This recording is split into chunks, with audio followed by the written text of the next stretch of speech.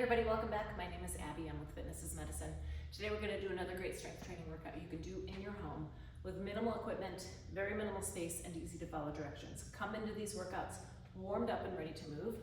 Simple 5 to 10 minute cardio workout, just to get that heart rate up, get your muscles and joints warmed up and ready for movement, and your mindset ready for movement.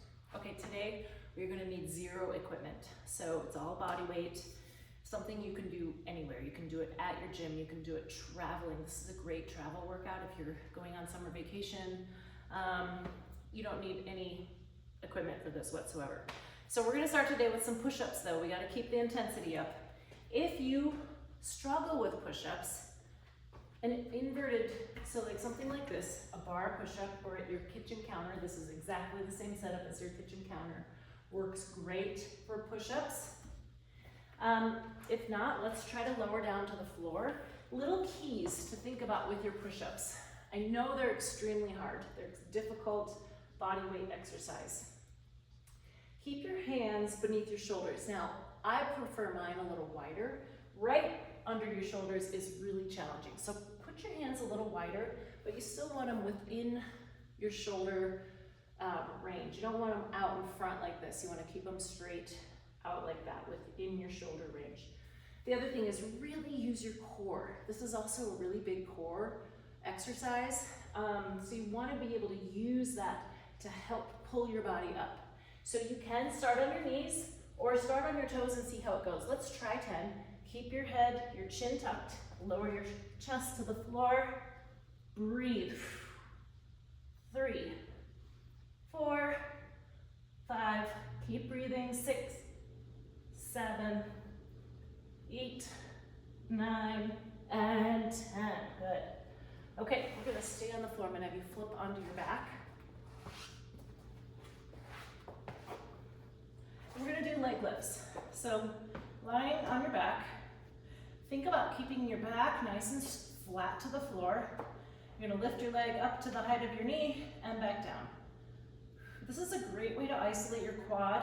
Of course, you're also isolating your hip flexors, but by keeping that posterior pelvic tilt and keeping your back flat to the floor, it helps to get into your quads just a little bit more. 8,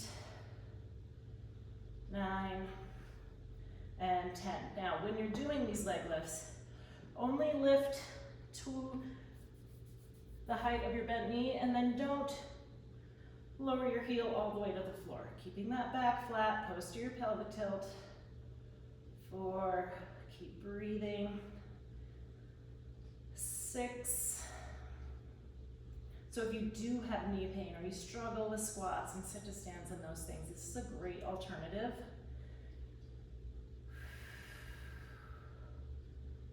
And 10, good. Now we're gonna stay right here and do bridges. So when you do a bridge, I like to do bridges in combination with other exercises, but sometimes it's good to simplify back down to the bridge.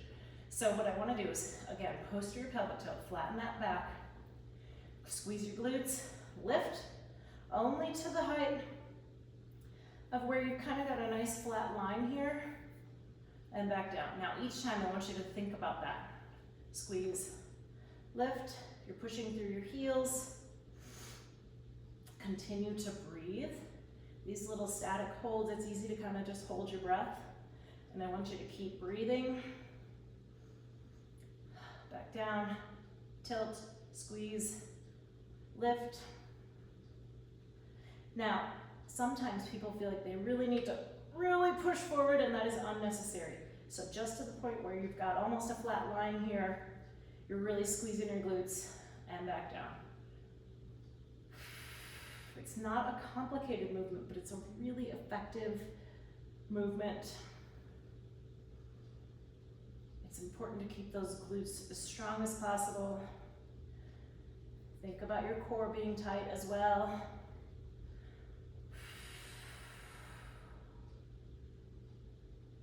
Two more.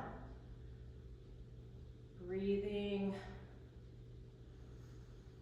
Now, if you're really feeling this in your hamstrings, so I'm mentioning this at the end of the set, think about, so you're up here, push your feet forward in your shoes just a little, and that should take it out of your hamstrings. You might feel it a little in your hamstrings, but you don't want to primarily feel it in your hamstrings. So if you are, when you're up in that bridge, think about just pushing your feet forward in your shoes. You're not moving. No one's going to be able to really see that you've changed anything, but that little difference can make a difference in your hamstrings. Okay, next we're going to do double knee lifts. So we're going to stay right here. So what I want you to do is lift your knees towards your nose. Now, while maintaining that flat back that you have right here, pull my ponytail up here. Drop your feet towards the floor, really keeping that flat back, and then bring them back up. So right here is the hard part of the exercise. So you're really holding it with your core. And if you can see, it's easy to let your back arch. I can get my hand under there now.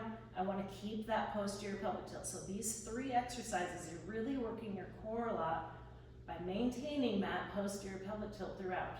Now, if you start to lose it, of course you can stop and reset. But each time you lift your knees, your back will go flat anyway.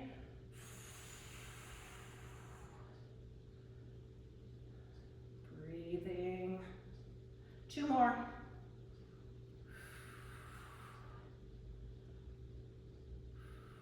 And rest. Good.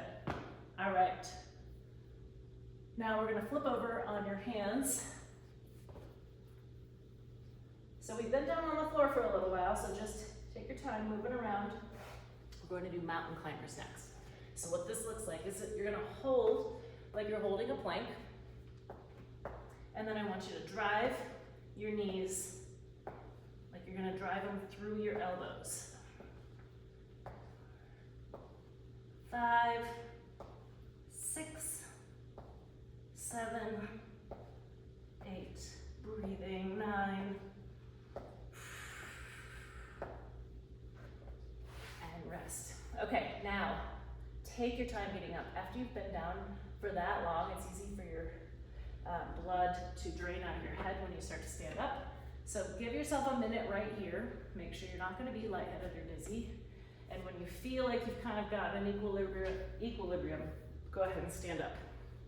So the last one, we're going to do a balance. So if you need just a minute before we do balance, after getting up off the floor, after all those exercises, what we're going to do is have you stand on one foot and just hold it. And if you can, start to glance around. By just changing your eyesight, where you're looking, it challenges your proprioception. And if that's okay, move your head slowly side to side. Now, really focus on keeping strong up in that hip. If you find that you sag over into your hip, reset. Pull through all of this area to keep that hip strong. All right, now we're gonna switch. Again, do this near something sturdy so that you can grab on if needed, but really challenge yourself to hold it. Think about using all 5 toes. You're using the whole bottom of your foot. And I want you to keep your foot forward like this. Many times people will try to kind of, you got something to touch here. You're still standing on one foot, but it's a little bit of cheating. So hold that leg up forward. All right, try turning your head side to side. Keeping that hip up nice and strong. And rest. Okay, good challenge. Go through these a couple more times. Add a little cardio in between. Keep that heart rate up, and then follow with some good stretches and a cool down. If you have any questions or need any modifications, please feel free to reach out privately or leave a message in the comments below. Otherwise, we'll see you next time. Thanks, everybody. Have a great workout.